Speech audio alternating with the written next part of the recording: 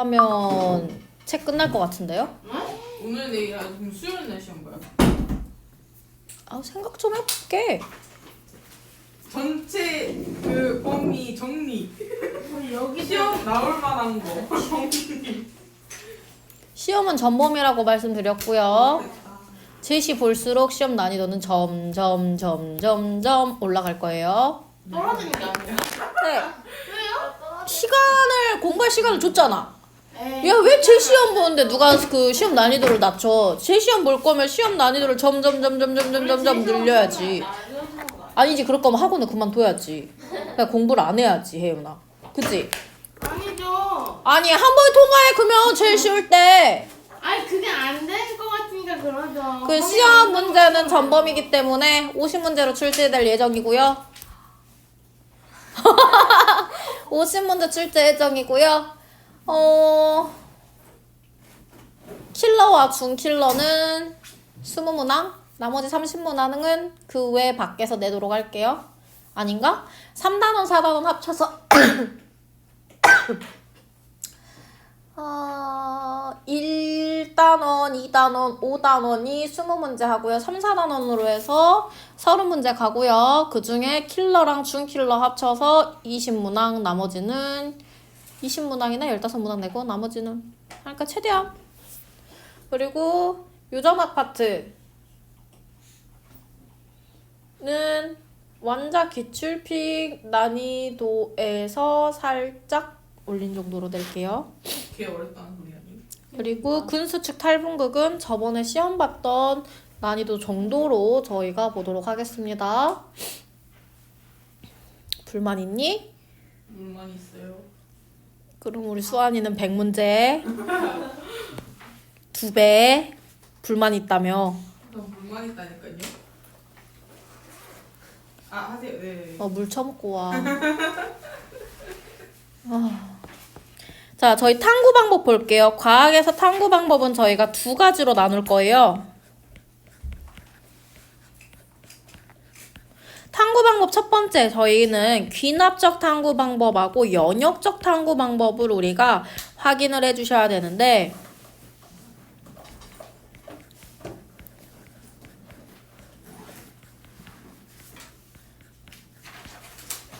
연역적 탐구 방법은 뭐냐?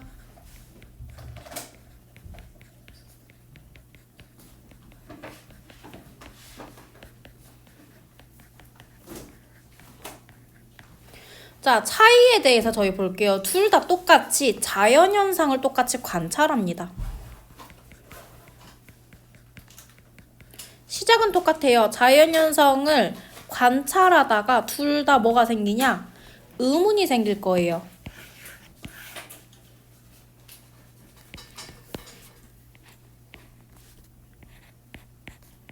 저거 왜 저래? 라는 의문이 야기됩니다. 이렇게 야기된 의문을 통해서 뭘 설정하냐? 주제를 설정하게 됩니다. 이 주제를 같은 시간, 같은 장소에서 뭐하냐? 계속해서 관찰하게 됩니다. 어떻게? 오랜 시간이요.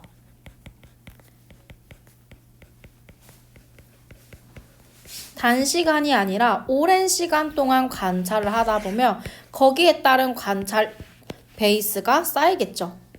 내용이. 그 쌓인 내용을 뭐해서 자료를 수집해서 이 자료를 분석하고요. 이거를 뭐 해내서 통계를 내서 결론을 짓는 거. 이게 바로 귀납적 탐구 방법입니다.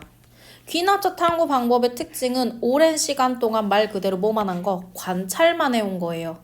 그렇기 때문에 시간이 오래 걸린다라는 우리가 특징이 있어요.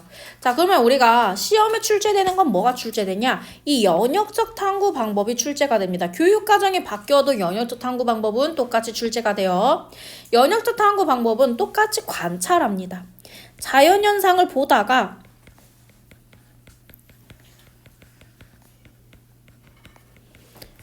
또 똑같아요. 아, 저거 왜 저래? 라는 의문이 생겨요. 그래서 의문을 제기하게 되고 이 의문에 대해서 내가 뭐하냐? 가설을 설정하게 됩니다. 저거는 이래서 저럴 거야 말 그대로 뭐 하는 거냐? 추측하는 거예요. 이거 이래서 이럴 거야 라는 추측의 단계에 들어서게 됩니다. 그럼 내가 추측한 거에 대해서 뭐 해야 돼? 입증을 해야 되겠죠. 이거를 추측을 뭐 하기 위해서? 입증하기 위해서 뭐 하냐? 실험을 고안하게 됩니다. 그래서 실험을 설계하고 실험을 진행하게 돼요. 그러면 실험을 통해서 나온 여러 샘플들의 데이터를 수집하게 됩니다. 이 자료를 수집하고 분석을 통해 가지고 내가 추정한 가설과 내가 추정한 결론이 일치하게 된다라고 하면 우리가 뭘 시키냐? 이거를 일반화를 시킬 거예요. 일반화가 시킨다는 게 세상에 공표한다는 거예요. 이건 이래서 이래요. 이게 결론입니다. 이래서 이렇게 된 겁니다. 라고 결론을 짓는 거예요. 근데 만약에 가설과 결론이 일치되지 않는다라고 하면 내가 실험한 것과 내 가설이 맞지 않다라는 결과가 나오게 되면 다시 가설 설정의 단계로 돌아가서 가설을 다시 설정하고 다시 처음부터 실험을 하고 실험을 하고 다시 결론을 도출하게 됩니다. 뭐 할 때까지? 내가 설정한 가설과 결론이 뭐 할 때까지? 성립할 때까지요. 자, 그러면 우리가 차이점은 얘는 내가 설정한 가설이 맞다면 한 번에 맞아떨어지면 시간이 짧게 걸립니다. 하지만 얘는 시간이 오래 걸린다. 요런 차이가 있어요. 그래서 저희가 이러한 가설을 설정할 때 설정하고 이를 입증하기 위해서 실험을 설계할 때 이 실험이 맞는지 안 맞는지를 확인하기 위해서 저희가 실험을 하나의 샘플로만 설정하지 않고요. 여러 샘플을 통해 가지고 실험을 진행하게 됩니다. 여러 개의 실험군들을 저희가 놔두고 하게 되는데, 자, 연역적 탐구 방법에서 저희가 실험을 할 때 중요한 게 있어요. 자, 이 실험 과정 중에 저희는 항상 대조해야 되는 것과 실험에 쓰이는 실험군으로 저희가 나눠가지고 저희가 확인을 해야 되는 대조군은 자연 본연의 상태, 어떠한 인위적인 조작도 가해지지 않은 자연 본래의 상태의 샘플을 저희가 대조군이라고 하고요. 실험군은 내가 뭐 하기 위해서? 가설을 입증하기 위해서 인위적인 조작을 가한 거예요.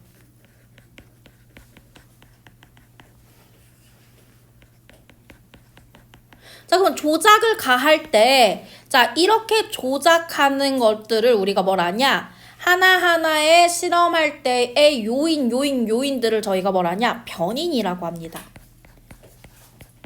저희가 실험할 때 신경 써야 되는 실험 요인이라고 생각해 주시면 돼요. 이런 실험 요인에는 크게 두 가지로 나타나게 됩니다. 독립변인하고 종속변인으로 저희가 나눌 거예요.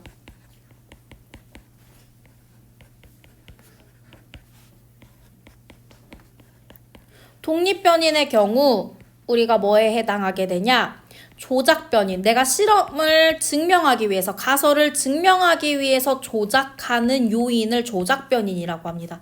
가설을 뭐 하기 위해서? 입증을 하기 위해서 가설에 해당하는 거예요. 통제변인은 가설을 제외한 모든 요인을 전부 다 똑같이 만들어주는 거예요. 뭐 하기 위해서? 오차를, 실험에 대한 오차를 줄이기 위해서 저희가 가설을 제외한 모든 다른 요인을 전부 다 뭐하게? 똑같이 설정하는 거. 그걸 저희가 뭐라 한다? 통제변인이라고 합니다. 종속변인은 뭐에 따른? 조작변인에 따른 결과값입니다. 어떠한 결과가 나온지 실험에 나타나는 결과치에 해당하는 게 바로 뭐가 된다? 종속변인이 됩니다. 이해되셨나요? 자, 그럼 볼게요. 우리가 그러면 가설은 맨 먼저 가설 설정 단계에서 가설을 한 번 등장하게 돼요. 두 번째 언제에서? 실험을 하는 단계에서 실험군에서 조작 변인에서 가설이 한 번 더 등장하게 되겠죠. 마지막 세 번째, 이러한 조작 때문에 나타난 결론에서 가설을 한 번 더 저희가 유추할 수 있어요. 그래서 연역적 탐구 방법에서 저희가 가설은 총 3번의 등장이 나타나게 됩니다. 대놓고 등장하는 건 가설 설정 단계, 숨어서 등장하는 게 2개가 있는데 한 번은 언제? 조작 변인에서 한 번, 두 번째가 종속 변인에서 한 번 나타난다라고 봐주시면 돼요. 자, 그러면 무슨 말인지 조금 이해가 안 돼요. 저희 책으로 와서 볼게요.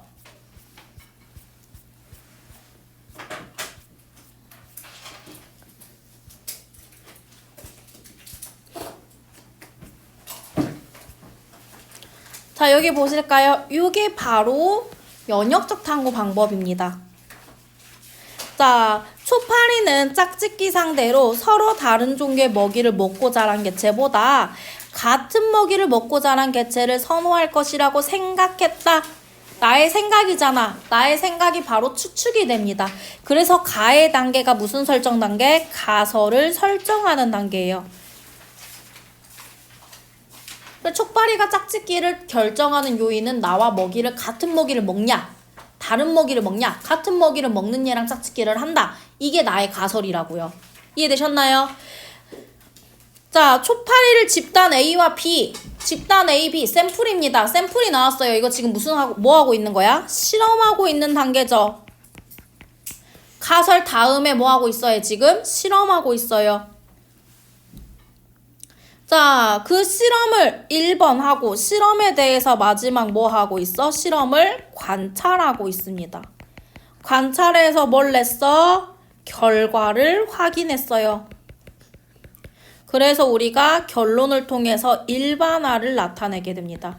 그래서 가나다라마 순서대로 지금 우리가 실험이 진행되고 있다라고 봐주면 되겠죠. 여기는 실험 단계. 자, 그럼 여기 실험 단계에서 볼게요. A와 B를 나눴는데 A에는 먹이 A를, B는 먹이 B. 뭐를 달리했어요? 집단 A하고 B에 뭘 달리했어? 먹이를 달리했어요. 먹이가 바로 무슨 변인에 해당해? 조작 변인에 해당합니다. 아까 가설에서 먹이에 따라 짝짓기 상대가 결정된다라고 했어요. 그래서 우리가 가설에 해당하는 게 바로 조작 변인에 해당한다라고 봐주시면 돼요. 그럼 먹이 외에 온도라든지 배양 환경은 전부 다 뭐 시켜줘야 돼? 일치시켜줘야 돼요. 이걸 무슨 변인이라고 한다고? 통제 변인이라고 한다고요. 햇빛을 쬐어주는 양, 공기 주입 양, 공기 조성, 토양의 양, 이런 것들, 이 외 모든 환경을 전부 다 뭐 해야 된다? 통제. 왜 통제한다고? 오차를 뭐 하기 위해서? 줄이기 위해서. 우리가 모든 생명체가 살아가는데 먹이 외에 온도나 우리가 공기라든지 토양 이런 거에 영향을 받아요, 안 받아요? 영향을 받습니다.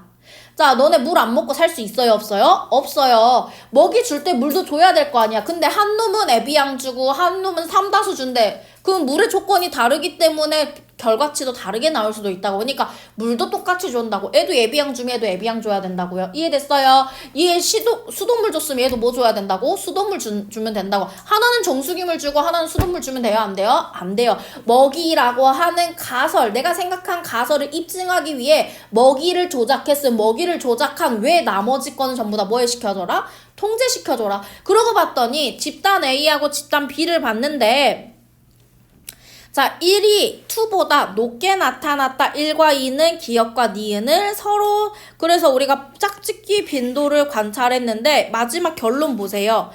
짝짓기 상대로 다른 종류의 먹이를 먹고 자란 개체보다 같은 먹이를 자란 개체. 그러면 1이 2보다 높게 나타났으니까 여기서 말한 1이 같은 먹이고요. 2번이 뭐가 돼? 다른 먹이가 되겠죠. 됐나요? 여기서 한 번 더 가설을 저희가 확인할 수가 있다고, 종속에서. 이해되셨나요? 이 나온 라가 바로 뭐가 된다? 이게 종속 변인이 된다고요. 이게 바로 저희가 연역적 탐구 방법입니다. 수능에서 항상 앞장에서 한 문제 가량 정도 저희가 출제가 되거나 안 나오기도 하는데 출제가 된다면 꼭 연역적 탐구 방법이 저희가 나와요. 근데 요즘에는 출제율이 많이 떨어지긴 하는데 내신에서는 주구장창 나옵니다. 왜? 너네들 앞기 제일 좋은 문제 중 하나니까요. 그럼 전체 테스트 볼 때 내가 얘를 내겠죠. 자, 전체 시험은 꼭 객관식이라는 생각은 버리고 오시면 좋을 것 같습니다. 나도 객관식이 더 쉬워. 선생님의 편안함을 위해서 저희가 희생하고.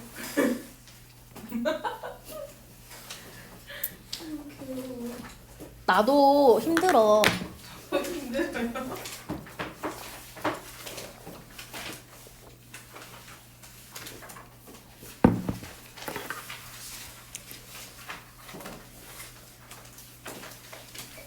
화목 5시 반에 가은이 보고 화목 5시 반 들어야겠다. 저희 몇 시예요? 너 화목 5시 반.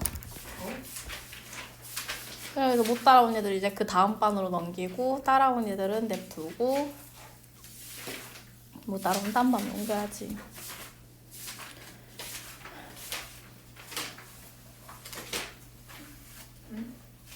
아, 나 효주한테 뭐 할 말 있었는데 왜 기억이 안 나지?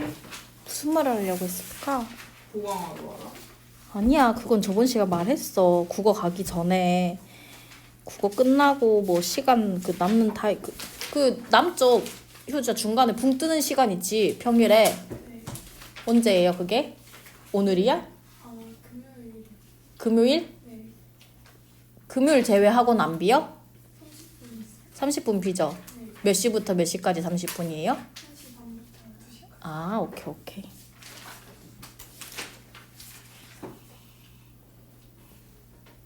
나 뭐 할라 했지? 왜 이렇게 계속 까먹지? 아, 효모 설명해 줄라 했다. 자, 저희 효모 실험 설명 간단하게 한번 할 건데 효모 실험은 책에다가 설명 적도록 할게요. 왜냐면 그림 보면서 하는 게 좋아서 저희 페이지 40페이지 펴주시면 될 것 같아요.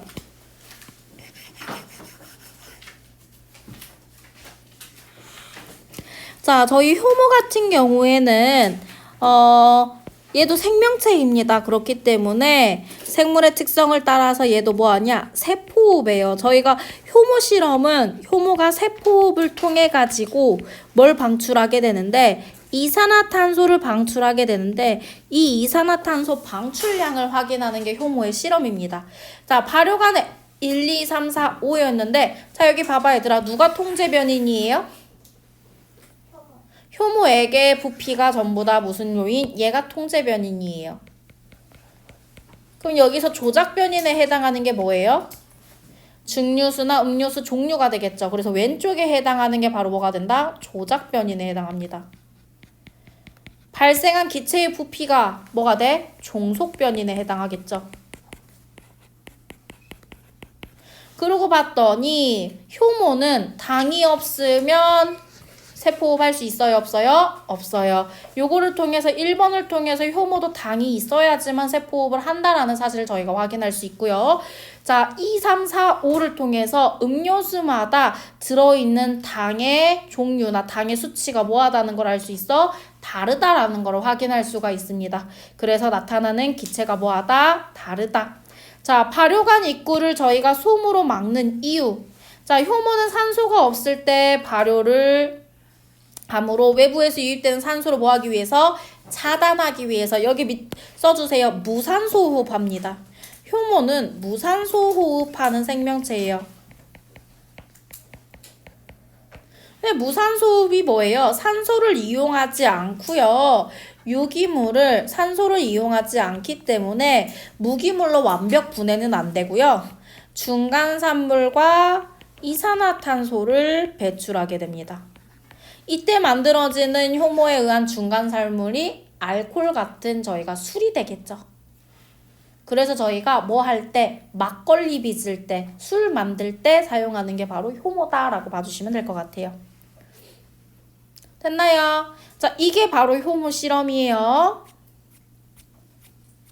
자, 오늘 수업은 에너지를 통한 기관계의 통합작용 나갈 건데 요거 말고 이거 지금 오늘 안 온 사람 있으니까 저희 어디 먼저 나갈 거냐? 하나 더 있거든요. 요거 내일 나가기로 하고 오늘 어디 할 거냐? 여기 할게요. 물질대사와 건강하겠습니다. 여기는 판서 안 합니다. 책으로 봅니다. 왜? 되게 상식적인 내용이기 때문에 여기는 판서를 하지 않고 책으로 볼 거고요. 책으로 보고 난 후에 저희 완자 숙제 검사하기로 하겠습니다. 근데 그대는 왜 주말에 보강을 안 왔어? 저번 주 빠졌는데?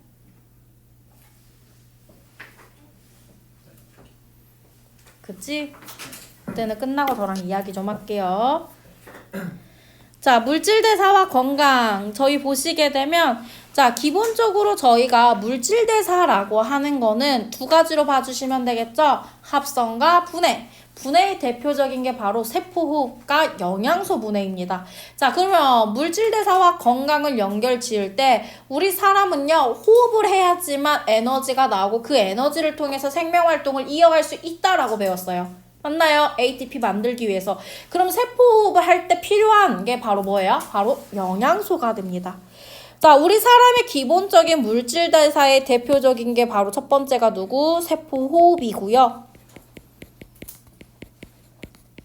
이 세포호흡을 하기 위해서는 뭐 해야 된다? 영양소가 필요합니다. 그래서 이 앞에 단원에서 저희가 영양소 분해를 배워야 되는데 그거 중학교 때 했기 때문에 그냥 상식으로 하고 우선은 내용 먼저 설명하도록 할게요. 자, 그러면 우리가 사람은 몸 안에서 식물처럼 양분을 합성할 수 있어 없어? 없어요. 사람은 종속영양 생명체입니다. 다른 종을 통해 가지고 먹이를 음식물을 섭취함으로써 에너지를 뭐한다? 얻는다라고 보시면 돼요. 자, 그러면 우리는 음식물을 통해 가지고 에너지를 섭취하고요. 이 섭취한 에너지를 뭘 통해서? 세포 호흡을 통해 가지고 우리 몸 안에 대사를 진행한다라고 봐주시면 돼요. 자, 그러면 내가 이 내 몸 안에 대사, 내가 아무것도 안 하고 필요한 에너지도 있겠지만 내가 지금처럼 말하거나 운동하는데 필요한 에너지도 있겠죠. 활동하는데 필요한 에너지도 있습니다. 그러면 내가 이 필요한 에너지를 계산해서 내가 오늘 먹을 음식량을 어느 정도 지정을 해야 돼요. 자, 그래서 우리가 건강한 삶을 유지할 수가 있어요. 자, 선생님 그냥 많이 먹으면 남으면 되는, 적은 것보다 남는 게 낫잖아요 라고 말할 수 있는데 저희가 주 에너지원이 탄수화물입니다. 일반적으로 사람이 가장 많이 섭취하는 에너지원이 탄수화물인데 이 탄수화물 분해하고 나온 게 바로 뭐예요? 포도당이에요. 이 포도당이 몸에 계속 저장만 되면 좋겠지만 포도당이 너무 많게 되면 이 저장하다가 얘네들이 빡쳐가지고 이 포도당을 뭐로 저장하냐? 지방으로 저장하게 됩니다. 그럼 봐봐. 자, 갑자기 수환이가 베이글에 꽂혔다고 존나 맛있다고 베이글을 100개를 쳐먹었어요. 자, 그러면 1층부터 7층까지 한 20번은 오르락 내리락 해야지 그 베이글이 소화가 되겠죠. 근데 수환이가 귀찮다고 1층만 올라가고 엘리베이터를 탄다고 주장을 해요. 자, 그러면 수환이가 먹은 베이글은 전부 다 뭐로 저장이 된다고? 일부는 글리코젠으로 저장되겠지만 글리코젠으로 저장하고 남은 일부는 뭐로 저장된다고? 지방으로 저장된다고요. 자, 그러면 옆에 있던 혜윤이도 같이 먹었겠죠. 그러면 혜윤이의 지방도 늘어나고 수환이의 지방도 늘어나고 같이 먹은 다은이의 지방도 점차 뭐 해야 된다고? 쌓인다고요. 이해되셨나요? 자, 그렇기 때문에 저희가 다이어트 할 때 가장 먼저 끊으라고 하는 게 뭐예요? 당입니다. 그래서 다이어트 할 때 설탕 넣지 마세요. 탄수화물 먹지 마세요. 특히 비정제 탄수화물이라 하는 밀가루, 쌀 먹으라고 해봐라? 안 해요. 그래서 뭐 먹으라 그래? 현미밥 먹으라 하는데 잘 안 씹혀. 먹지 마. 맛없어. 밥을 씹는데 밥이 말라? 굴러? 거끌거끌하고 모래를 씹는 기분이야. 그니까 얘들아 과자를 먹지 마. 하지만 난 아침부터 과자를 먹었지. 그니까 살이 안 빠지는 거라고. 알았지? 포도당이 뭐로 저장된다고 수아나? 지방으로 저장된다고. 너무 근데 잘한다. 이건 상식이지. 매일 들고 있기 때문이지. 뭐라냐 쟤? 아니에요.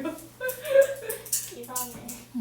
자, 그래서 우리가 균형 잡힌 우리가 식사를 하면서 내가 사용할 에너지의 양과 먹는 에너지 양이 같게 되면 찌지도 않고 빠지지도 않고 그 상태를 유지하게 됩니다. 근데 너무 적게 먹고 활동을 많이 하게 되면 살이 뭐해? 빠지게 되겠죠. 그렇기 때문에 먹는 거를 줄일 수 없으면 운동 1시간 할 거 몇 시간 하라 그래 헬스 트레이너들이? 막 3시간 5시간 하라고 하죠. 그래야지만 뭐 한다고? 살이 빠진다고요. 자, 근데 여기서 우리가 간과한 사실이 있어요. 지방만 빠져요? 근육도 같이 빠져요. 그러면 다시 먹으면 다시 또 쪄요. 왜? 기초대사량이 떨어지니까요.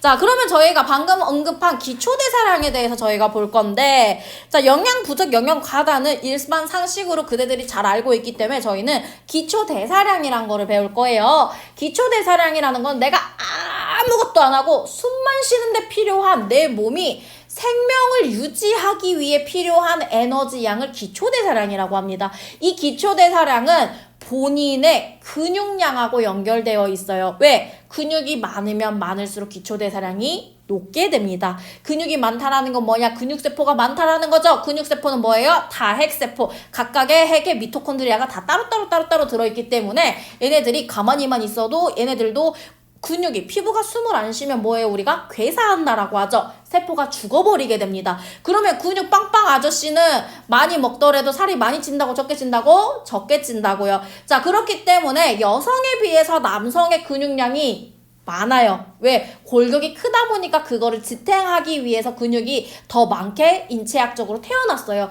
그렇기 때문에 똑같이 봤을 때 그런 말 하죠. 야, 너는 그렇게 처먹는데 왜 이렇게 살이 안 쪄? 이 말을 남학생들한테 많이 하는 경우가 소년기의 남학생들은 근육량이 많이 증가하는 시즌이기 때문에 먹어도 그렇기 때문에 살이 별로 안 쪄요. 근데 여학생들 같은 경우에는 성장판이 닫히는 속도가 더 빨라요. 그렇기 때문에 남학생들보다 골격근량도 적기 때문에 그렇기 때문에 기초대사량이 뭐한다? 떨어진다 라고 봐주시면 되겠죠? 이거 좀 너무하지 않니? 요즘엔 왜 그따구로 몸을 만들어 놓은 거지? 그냥 남자든 여자든 근육량, 골격근량 똑같이 주어지면 얼마나 좋아. 지나가 실패. 근데 요즘에 진아가 성공하고 있잖니. 요즘 여학생들도 키가 크잖니. 자, 그래서 우리가 일일 대사량은 내가 이렇게 숨만 쉬는데 필요한 에너지 양 플러스 내가 수영하거나 TV 보거나 걸어다니거나 말할 때 필요한 활동할 때 필요한 에너지 양에다가 저희가 소화에 필요한데 소화하는데도 힘이 듭니다. 그렇기 때문에 나이가 먹을수록 소화가 잘 돼요? 안 돼요? 안 돼요. 그렇기 때문에 에너지들이 다른 데 많이 사용되기 때문에 소화할 에너지가 조금 적은 거예요. 그래서 자주 조금씩 먹어줘야 된다라고 봐주시면 될 것 같아요. 요 모든 거를 합쳐서 저희가 이를 뭐라 한다? 일일 대사량이라고 합니다. 중학교 때는 이거를 구하라는 문제가 되게 많이 출제되는데 고등학교 때는 출제가 되지 않아요. 자, 오른쪽으로 넘어오시게 되면 대사성 질환에 차라리 별표 쳐주세요.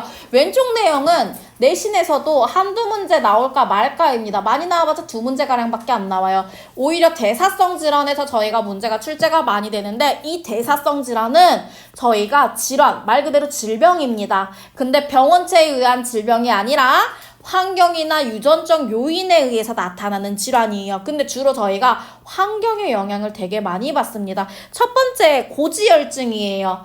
우리 요즘에 인스턴트 음식들에 지방이 되게 많이 들어가 있어요. 특히 동물성 지방. 이런 동물성 지방을 많이 섭취하게 되면 우리가 혈액 내 콜레스테롤 수치가 매우 높아지게 됩니다. 피가 거의 끈적끈적해진다라고 보시면 될 것 같아요. 그렇기 때문에 동맥경화 같은 우리가 질병을 유발할 수도 있고 뇌졸중 이런 것들이 나타날 수도 있고요. 당뇨병이요. 요거는 우리가 갖고 태어나는 경우가 많아요. 인슐린이 만들어지지 않는 당뇨병이 있고요. 인슐린이 만들어지는데 얘가 제대로 작동을 못하는 당뇨병이 있어요. 어찌됐던 간에 우리가 당뇨병은 인슐린에 의해서 나타난다라고 봐주시면 될 것 같아요. 그래서 인슐린이 안 만들어지는 게 저희가 1형 당뇨병이라 하고요.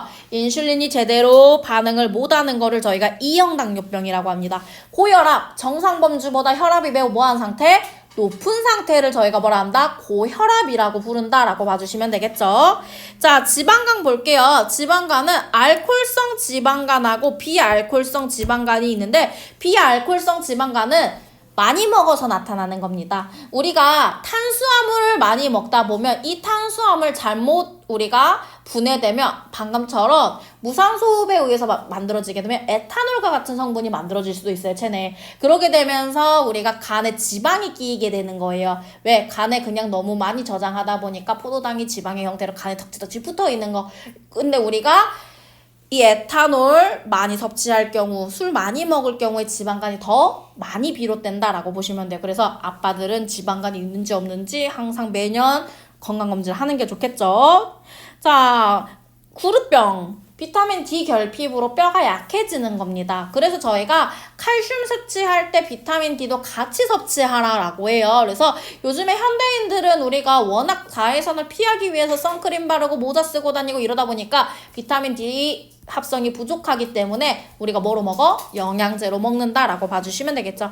자, 이러한 대사성 질환은 내 식습관이나 생활 환경에 의해서 가장 많이 야기됩니다. 많이 나타나요. 질병이 유발된다라고 보시면 돼요. 그렇기 때문에 제일 좋은 거는 건강한 식습관과 규칙적인 생활 그리고 규칙적인 운동 습관을 통해 가지고 뭐 해라? 예방해라.